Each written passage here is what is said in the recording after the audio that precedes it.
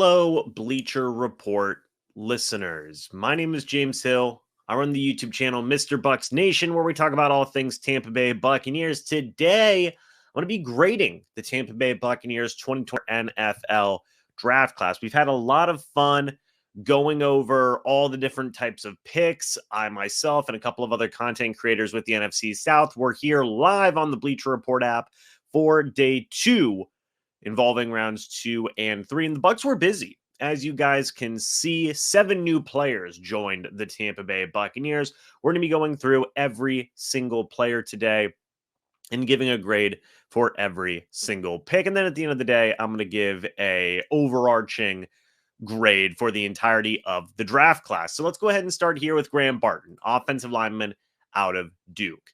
I really like this pick a lot. I think that this was a very large need for the Buccaneers in terms of addressing the interior offensive line, right? You lost Ryan Jensen to a retirement. You had Robert Hainsey be your starting center the past couple of years, and he was okay in moments, but also struggled in moments as well. You certainly needed an upgrade at that position, and the Bucs got an upgrade in spades. Graham Barton's a guy who's going to be very, very good, folks. He's going to be a guy who's going to be elite as a pass blocker, solid as a run blocker as well, and overall is going to set the tone for the offensive line right away for the Bucs as they continue to invest in this offensive line. A lot of people may not be paying close attention to it, but you take a look at the Bucs offensive line. Tristan Wirfs, former first rounder at left tackle. Possibly Robert Hainsey, former third round pick at left guard. Graham Barton, first round pick at center. Cody Mock, second round pick at right guard. And Luke Gedeke, second round pick at right tackle. The Bucs have been investing a lot in their offensive line. Graham Barton is the next piece to that. And again, what is there to say besides I love the pick?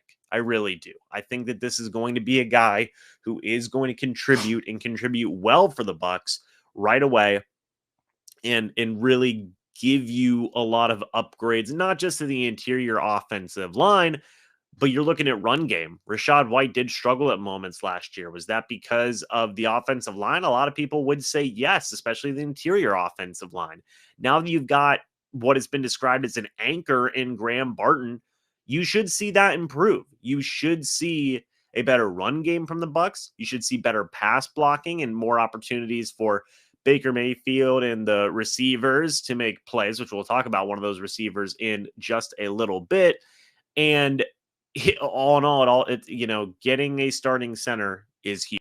And I know some people may say, well, come on, man, that's not the flashiest pick in the world, right? And you're right. It wasn't an edge defender. It wasn't a cornerback or whatever it may be. But a friend of mine named Logan said something to me when that pick was made that just speaks volumes to the value, right? If this is your starting center for 10 years, take a center in round 1. And I agree with that so much.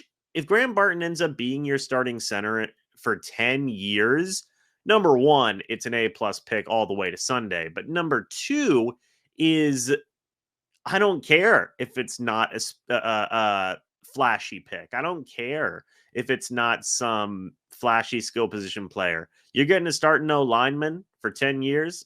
I'd like that. And that is a possibility of what Graham Barton can be. You know he's going to be your starting center for at least the next couple of years. That's pretty good in that mix as well. So, you take a look at that. You take a look at just the overall efficiency that teams have had with drafting linemen in the first round. I believe they have the highest success rate in the NFL history in terms of draft picks succeeding in the first round. So it's a great pick. I give it an A grade. I really don't think that there are many questions about Graham Barton and his game overall. Some people may have even said, why wasn't that Jackson Powers Johnson? I've said it before. I'll say it again. If you want a guy who is a pure center, a guy who has played center throughout his entire career, you want a guy like Jackson Powers Johnson. If you want a better all-around offensive lineman, you want Graham Barton. The Bucs love efficiency with their offensive line, or the efficiency. They love versatility with their offensive line, and that's what Graham Barton brings to the table. So it's an A grade from me from Graham Barton. Next, you have Chris Braswell, defensive end, or I guess I should say edge defender out of Alabama. The Bucs did a lot in terms of perusing big name schools for players, especially, I mean, basically all the way to round 4. There was really only one pick that wasn't from a big school, and we'll get to that pick a little bit later on, but I give Chris Braswell a B+. This is another selection that the Bucs needed to address edge. They needed to. You released Shaq Barrett in the offseason. You brought in Randy Gregory as your veteran guy, but you still needed some more juice at the position. Now you have a group with Chris Braswell, who was brought in, where he can rush the passer. He can pass cover as well. I believe he had 8 sacks in the regular season. It said he had 13 sacks overall. I've seen that number floated around. As far as I could tell on Pro Football Reference, he had only 8.5 sacks, but still a successful year nonetheless for Braswell. The biggest question for him is, can he be a leading man? I don't know if the Bucs are going to rely on him as a leading man, but they are looking for that guy. Again, you lost Shaq Barrett. You have Joe Tryon-Shoyinka, who has been okay, but hasn't been a leading man. You had Yaya Diaby, who was your guy last year in terms of sack production, but can he keep that up in year 2? We don't know. You have Randy Gregory, who's been a guy who's been a rotational guy throughout his career. You have Anthony Nelson, who has been a rotational guy throughout his career. And now you have Chris Braswell. And I would say out of all of those guys, Yaya Diaby and Chris Braswell are the 2 guys who have the best potential to be a leading man in a pass rush. And that is what the Bucs need. That is. So it's going to be very interesting to see how this pick gets along. I give it a B+, just because we haven't seen Braswell be that leading man yet. He was the second guy at Alabama with Dallas Turner. Now, Dallas Turner obviously is very good, and that's not Chris Braswell's fault, but I give it a B+ because he still needs to prove himself as a top dog, right? He needs to prove himself as the leader of a pass rush rather than being like a 1B to somebody's 1A. And because that's what the Bucs need right now. And I do believe that's what the Bucs have drafted Chris Braswell in, hoping that he can be. So I give that selection a B+. I think he is an excellent addition to the pass rush that the Bucs have, especially whenever you pair him up with like guys like Kalijah Kancey in that mix as well, Vita Vea, and the guys I mentioned at outside linebacker. But I do want to see Braswell grow as a leading man, and I do think he's going to have all the ability in the world to do so. In round number 3, the Tampa Bay Buccaneers selected Tyke Smith, safety out of the University of Georgia. This is not the first time the Bucs have selected versatile defensive backs in round number 3. You have had guys like Mike Edwards in the past, Jordan Whitehead in the past get selected in round 3 or in round 4 in the past, and now Tyke Smith joins that selection. I give it a B grade. The reason I give it a B is because Tyke Smith came out and said that Todd Bowles had spoke to him about playing safety and nickel corner. And that's fine. A lot of people thought the Buccaneers needed a cornerback. They did select a cornerback, so that checks out, right?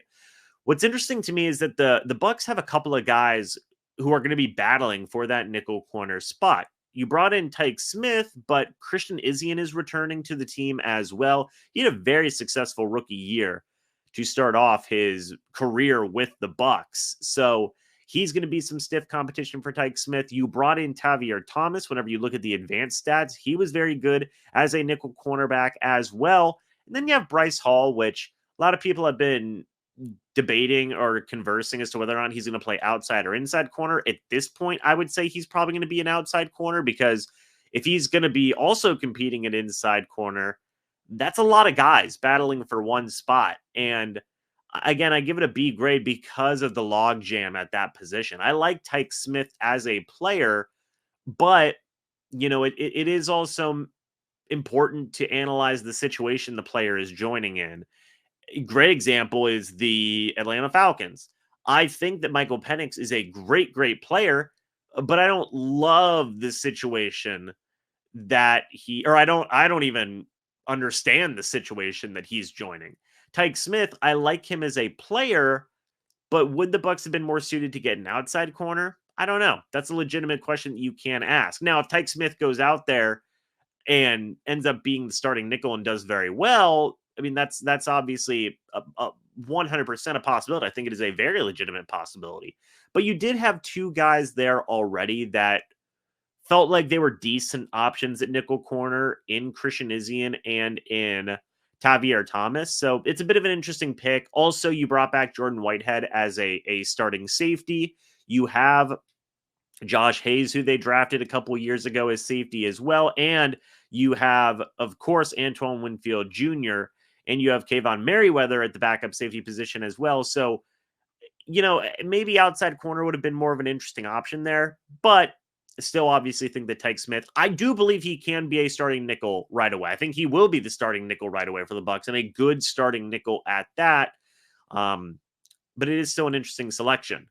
At number 92 overall, the Buccaneers took Jalen McMillan, wide receiver out of Washington. Folks, I'm going to give this an A- grade. I think this is really good value for Jalen McMillan as a whole. Whenever you look at what he's going to be contributing to the Tampa Bay Buccaneers, it's going to be battling for wide receiver 3 with Trey Palmer. That's kind of the role right now. And I'd mentioned it before where the Bucs did need to add a wide receiver. A lot of people felt that it was a luxury because you do have Mike Evans, you do have Chris Godwin, and Trey Palmer overall had a pretty solid rookie season for the Bucs last year. But you did lose Russell Gage in the offseason. After that, your depth is pretty thin. You do still have Raheem Jarrett there. You did bring back Devin Tompkins into that mix as well, but you needed another guy. I had thought that the Buccaneers could have possibly added a veteran wide receiver in free agency. They decided to wait and pick up Jalen McMillan, who, in my opinion, might be a Chris Godwin replacement after this upcoming season. He has good, very comparable size. I think he is literally the same height as Chris Godwin at 6'1", I believe, and is only a couple pounds lighter. And whenever you look at his route running ability, his catching ability, just everything that he can do, it seems like a guy who has number 2 wide receiver potential at least. I mean, who knows what happens after Mike Evans eventually hangs it up and calls it a career? Could McMillan be your number 1 and a Trey Palmer as your number 2? It's a genuine question. I like the potential of both the young wide receivers the Bucs have. I think that right off the jump, they're going to be competing for that wide receiver 3 spot. And whoever loses, you have a fantastic wide receiver 4. So it's very good things to see here from that pick. I give it an A- because the value was there. I mean, gosh, some people thought Jalen McMillan could have been a guy in round number 2 to the Bucs, and they end up getting him in round number 3. So I think that overall, that's a very, very solid selection there. The next pick I want to talk about is Bucky Irving, running back out of Oregon. I give this another B grade just because it is another interesting pick where, much like in the case of Tyke Smith, Bucky Irving's a guy who kind of fits what the Bucs already have. They have Rachaad White, who's more of an elusive running back. You have Chase Edmonds, who's more of a receiving running back. And heck, even Rachaad White is a good receiving running back now. And Bucky Irving does both of those things. Now, I believe he comes in at 5'9", 192 pounds, something along those lines. He's been described as elusive, slippery type of running back. I believe Jason Light even said a couple of weeks before the NFL draft that if they could get a couple of Rachaad Whites, that would be an ideal scenario for them. They ended up getting another guy who plays very similar to Rachaad White. And Jason Light had even said, because he was asked about drafting a power back a couple of weeks ago when he made that comment about getting another Rachaad White, he wants more lightning rather than just lightning and thunder type of combination. And I don't know if I 100% agree with that. I thought the Bucs could have done well with a power back. Ray Davis was on the board. I think that getting a short yardage running back, even in today's modern NFL with, all the passing that's done, it's still nice to get it's still nice to get a power back in there, right? And the Bucs haven't had like a true power back in a while. But Bucky Irving, I'm still interested to see what he can do. Produced very well at Oregon. Again, you take a look at these first 5 picks that were made, folks. Duke, Alabama, Georgia, Washington, and Oregon. That's a lot of big schools the Bucs were plucking from. And I like Bucky Irving. I think that he's a solid player and a solid running back. It is just interesting to see them go this route and not go with a power back. Maybe Bucky, can put on a few pounds and maybe be a potential power back, but it definitely seems like he's more of an elusive guy, more of a receiving guy. And we'll see what he does. He's going to be battling with Chase Edmonds for that number 2 running back spot right off the jump. We'll see how he gets along with that as well. But overall, I think that this is a fine selection. Next, the final couple of picks that were made, you have Elijah Klein out of UTEP coming in with pick number 220. Very Jason Light kind of pick, right? A very, small school kind of guy, offensive lineman. Honestly, I think he was graded to be a little bit higher if he wasn't coming out of such a small school. So I think this is great value.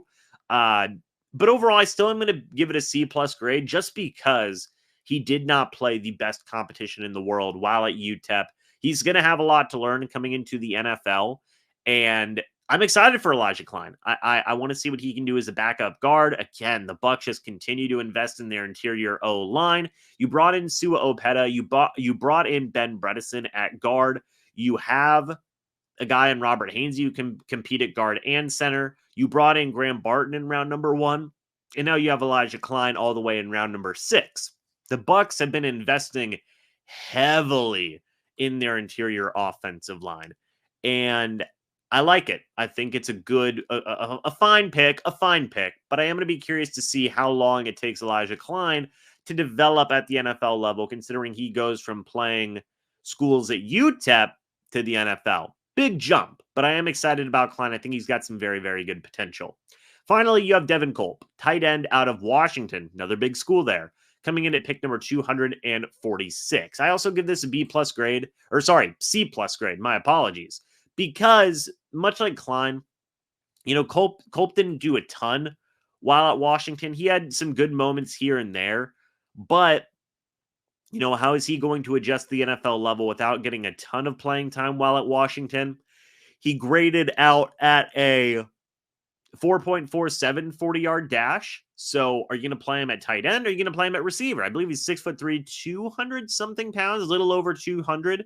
So 220, I believe. I don't remember. But, hey, maybe he can be a guy who can be an outside wide receiver. Give it a C+ just because we don't know what his definitive role is going to be yet on this offense. He didn't get a ton of playing time while at Washington either, and is a guy that, is going to be a good option, I think, at the tight end position. But if he does play tight end, but there are still some questions as to what his role may be in a Bucs offense moving forward. So I am going to be very interested about that. Also, finally, I guess I do want to round out these grades by taking a look at some of the undrafted free agents that have signed. There's a lot of interesting names that are there. Some of the names that come to mind, and I do have the entire list here in front of me.